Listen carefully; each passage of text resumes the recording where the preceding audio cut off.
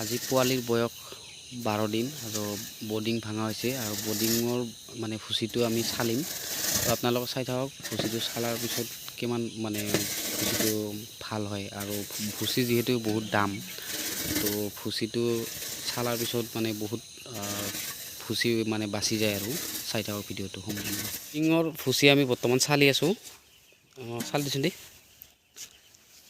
তো ল'লে লৈ এইটো এনেকৈ দিলে বা জাষ্ট দিলেই হ'ল আৰু এইটো বেয়া ভুচিটো পৰি যায় ইয়াতে আৰু চালনীখনৰ পিছত দেখি ভালটো আহি যায়।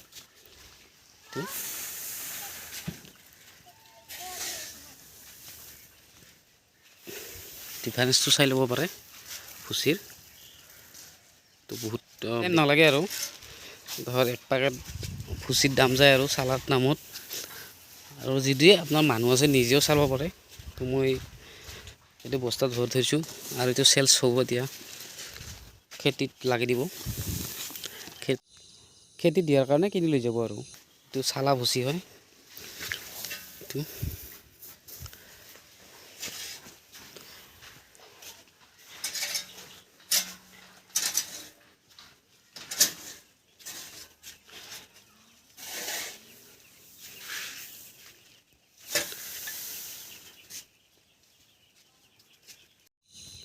চাল সোনকালে চাল দেৰি হয়, গা ধুব হ'ল আৰু আজি 11 দিন হ'ল। তো পোৱালিটো মই ইয়াতে আনি থৈছোঁ নতুন ভুচিত। তো আপোনালোকৰ নতুন ভুচি দি কিনে 10 দিনৰ পিছত মানে পোৱালিটো আনিব পাৰে। ইফালে ভুচি চালা কাম চলি আছে আমাৰ।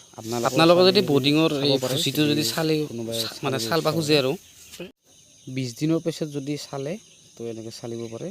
তো গেছ হৈ যায় থুপৰি কৰি ল'লে।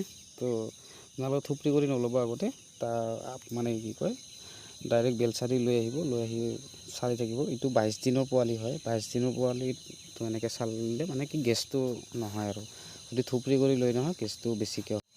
ভিডিঅ'টো চোৱাৰ বাবে ধন্যবাদ। আৰু এটা কথা হ'ল কি মোৰ ভিডিঅ'ত বহুত ভিউজ হৈ আছে কিন্তু মানে ছাবস্ক্ৰাইবাৰ নাই। প্লিজ ছাবস্ক্ৰাইব কৰি থৈ দিব। ধন্যবাদ।